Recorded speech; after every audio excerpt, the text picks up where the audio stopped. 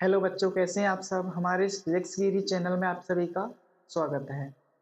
तो आज हम आपकी फिजिक्स की शुरुआत करेंगे। तो पहला चैप्टर है हमारा विद्युत आवेश तथा क्षेत्र। तो उसी का जो पहला टॉपिक है विद्युत आवेश। तो हम विद्युत आवेश के बारे में पढ़ेंगे, उसके सामान्य गुणों के बारे में और मूलभूत गुणों के बारे में तथा उनके प्रकारों के बारे में हम अध्ययन करेंगे। ठीक है, तो सबसे पहले हेडिंग लगा लेते हैं आवेश। क्या? आवेश। ठीक है, देखो भाई आवेश। ठीक है, देखो जो आवेश होता है, वैज्ञानिकों के अनुसार जो पूरा ब्रह्मांड है या फिर ब्रह्मांड के जितने भी तत्व हैं वो सभी आवेशों से मिलकर बना हुआ है। क्यों? क्योंकि इलेक्ट्रॉन, प्रोटॉन और न्यूट्रॉन, जिन्हें हम मूल कण कहते हैं, वे भी एक तरीके से एक आवेश है देखा जाए तो। क्योंकि इलेक्ट्रॉन होता है वो माइनस चार्ज लेकर अपने साथ चलता है, और जो प्रोटॉन होता है वो प्लस चार्ज लेकर चलता है, और जो न्यूट्रॉन होता है वो उदासीन होता है, न्यूट्रल होता है। ठीक है, तो प्रोटॉन पर प्लस चार्ज है, इलेक्ट्रॉन पर माइनस चार्ज है।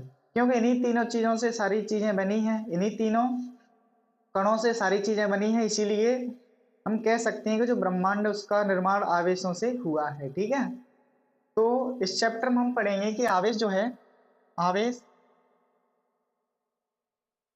आवेश किसी वस्तु का आंतरिक गुण होता है। क्या होता है? आवेश किसी वस्तु का आंतरिक गुण होता है। आंतरिक गुण होता है। ठीक है, ये क्या करता है? यह है विद्युत क्षेत्र, विद्युत क्षेत्र तथा चुंबकीय क्षेत्र, चुंबकीय क्षेत्र उत्पन्न करता है। क्या करता है? उत्पन्न करता है। ठीक है, करता है। ठीक है, एक बात और हम कह सकते हैं कि यह है इलेक्ट्रॉनों की कमी या अधिकता को, अधिकता को दर्शाता है, दर्शाता है। ठीक है, देखो ये तो हो गया हमारा आवेश की डेफिनेशन। डेफिनेशन क्या है कि आवेश किसी वस्तु का आंतरिक गुण है, मतलब वस्तु के अंदर ही पाया जाता है, वस्तु में ही पाया जाता है। ठीक है, और यह विद्युत क्षेत्र तथा चुंबकीय क्षेत्र को उत्पन्न करता है, और यह इलेक्ट्रॉनों की कमी या अधिकता को दर्शाता है। ठीक है, तो ये हो गया हमारा आवेश। अब देखो यह एक अदिश राशि है, इसमें कोई दिशा की आवश्यकता नहीं होती है। ठीक है, अगला पॉइंट है हमारा, इसका मात्रक कूलाम होता है। इसका इसका मात्रक कूलाम होता है। ठीक है, अगला पॉइंट है, इसे स्मॉल क्यू से व्यक्त करते हैं। ठीक है,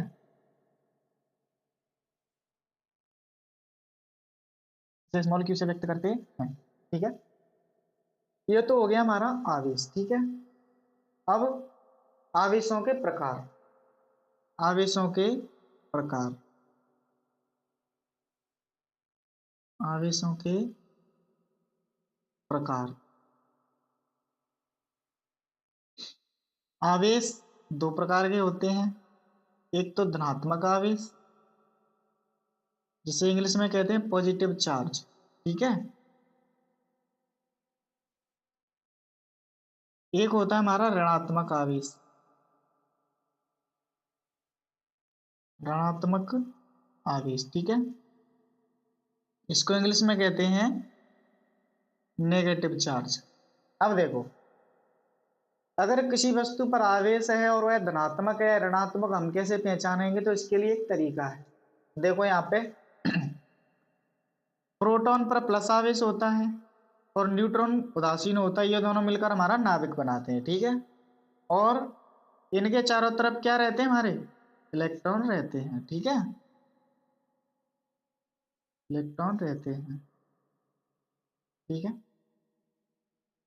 क्योंकि प्रोटॉन नाभिक को छोड़कर जा नहीं सकता, इसीलिए आदान प्रदान केवल इलेक्ट्रॉनों का ही होगा, ठीक है। अब यहां से मैंने कहा कि एक इलेक्ट्रॉन यहां से चला गया, ठीक है। एक इलेक्ट्रॉन अगर यहां से चला गया तो होगा क्या कि यहां से जो माइनस की वैल्यू है वो कम हो जाएगी और प्लस की वैल्यू माइनस की तुलना में अधिक हो जाएगी, तो हम कह देंगे कि यहाँ पे कौन सा आवेश है, धनात्मक, ठीक है, धनात्मक, ठीक है। वहीं ये नाभिक हो, ठीक है, इसके चारों तरफ ये इलेक्ट्रॉन हो, ठीक है।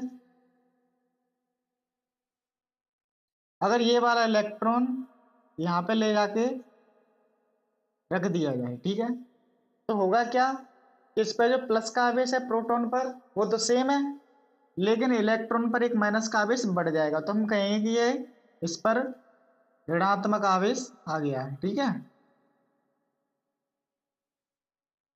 तो हम कुल मिला के इतना समझ गए, जब इलेक्ट्रॉनों की अधिकता हो रही है तो इस पर ऋणात्मक आवेश आ रहा है, इलेक्ट्रॉनों की कमी हो रही है तो धनात्मक आवेश आ रहा है, तो इसकी डेफिनेशन हम सेम लिख देंगे बिल्कुल, ठीक है। यह है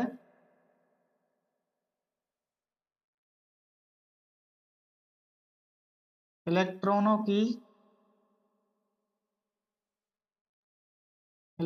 की कमी को दर्शाता है, ठीक है,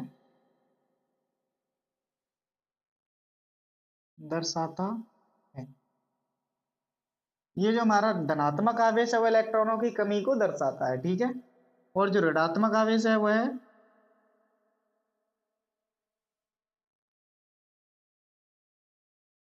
इलेक्ट्रॉनों की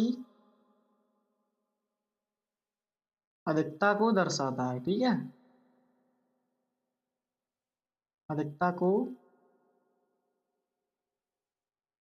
दर्शाता है, ठीक है। बहुत सिंपल चीज है ये हमारी, मुझे उम्मीद है आपको समझ में आ गई होंगी, ठीक है। अगर ये चीजें समझ में आ गई हों तो इनका स्क्रीनशॉट ले लेंगे, मैं मिटा देता हूं, अब इससे आगे पढ़ते हैं हम, ठीक है। अब हम पढ़ेंगे आवेशों के गुण, ठीक है, आवेशों के गुण, ठीक है। देखो, तो सबसे पहला गुण है वो है आवेशों के मध्य बल, आवेशों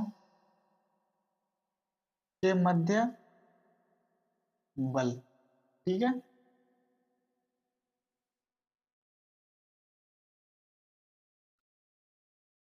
जिससे कि इसके नाम से ही हमको पता चल रहा है कि आवेशों के बीच में कोई बल लगता है, ठीक है। कौन सा बल लगता है इस डेफिनेशन को पढ़ने के बाद पता चलेगा हमको, ठीक है। तो देखो, समान समान प्रकृति वाले समान प्रकृति वाले आवेश समान प्रकृति वाले आवेश एक दूसरे को एक दूसरे को प्रतिकर्षित करते हैं, क्या करते हैं, प्रतिकर्षित, ठीक है,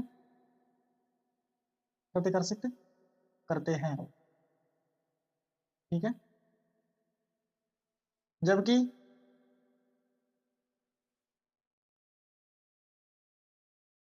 असमान प्रकृति वाले असमान प्रकृति वाले आवेश एक दूसरे को आकर्षित करते हैं, आकर्षित करते हैं, ठीक है। देखो, समान प्रकृति वाले अर्थात दोनों आवेश जब धनात्मक हों या फिर दोनों आवेश ऋणात्मक हों तो वो एक दूसरे को प्रतिकर्षित करेंगे, यदि दोनों की प्रकृति अलग अलग है, एक धनात्मक है दूसरा ऋणात्मक है, या फिर पहला ऋणात्मक है दूसरा धनात्मक है, तो वो एक दूसरे को हमेशा आकर्षित करेंगे। ठीक है, अभी आकर्षित क्यों करते हैं? तो भैया ये प्रकृति का नियम है कि हर विपरीत चीज अपने असमान चीज को आकर्षित करती है। ठीक है, जैसे चुंबक के दोनों ध्रुव N और S, नॉर्थ और साउथ, आपस में अट्रैक्ट होते हैं। ठीक है, और आपने देखा होगा कि ये जो आवेश हैं प्लस और माइनस वाली, ये भी एक दूसरे को आकर्षित कर रहे हैं।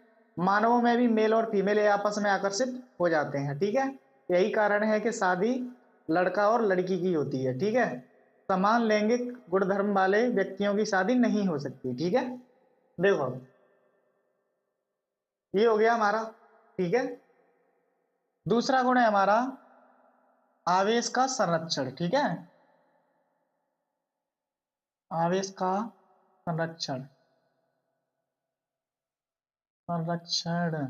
ठीक है, देखो इधर ये वाला टॉपिक है, बहुत ज्यादा इंपॉर्टेंट है आप लोगों के लिए, इस पर स्टार लगा के रखना, पेपर में बहुत बार पूछा जाता है ये, है ना। देखो होता क्या है कि आवेश एक संरक्षित राशि है। कैसी राशि है? आवेश एक संरक्षित राशि है। क्लियर है? संरक्षित राशि है, इसका मतलब क्या है भाई? इसका मतलब यह है कि अर्थात आवेश आवेश ना तो उत्पन्न हो सकता है, ना तो उत्पन्न हो सकता है, और ना ही नष्ट हो सकता है। ठीक है, ना ही नष्ट हो सकता है, नष्ट हो सकता है। ठीक है, इसे केवल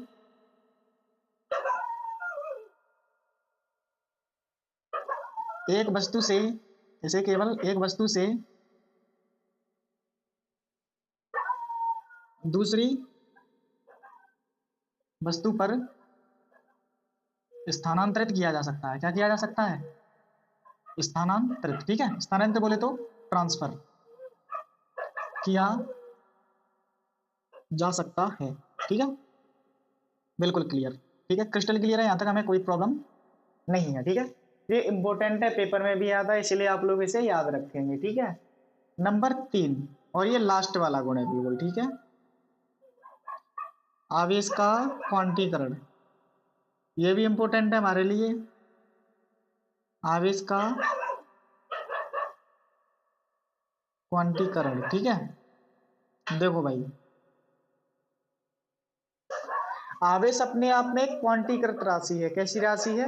क्वांटीकृत राशि है। ठीक है, तो लिखेंगे हम आवेश एक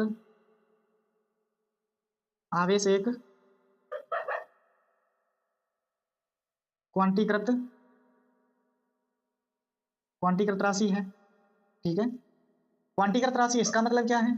अर्थात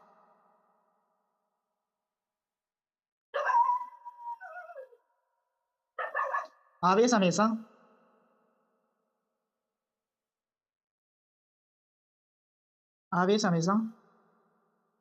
इलेक्ट्रॉन पर आवेश के पूर्ण गुणज में होता है, पूर्ण गुणज में होता है। ठीक है, पूर्ण गुणज में होता है। ठीक है, इसका मतलब यह है कि सबसे छोटा आवेश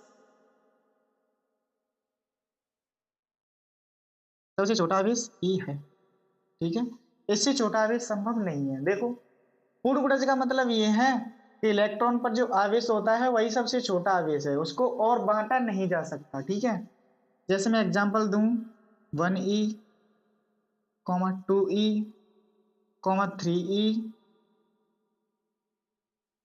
10e, तो ऐसा आवेश उपस्थित हो सकता है, उपलब्ध हो सकता है। ठीक है, अगर मैं ये कहूँ 1.2e, तो ये 0.2e पॉसिबल नहीं है, तो ये गलत हो जाएगा।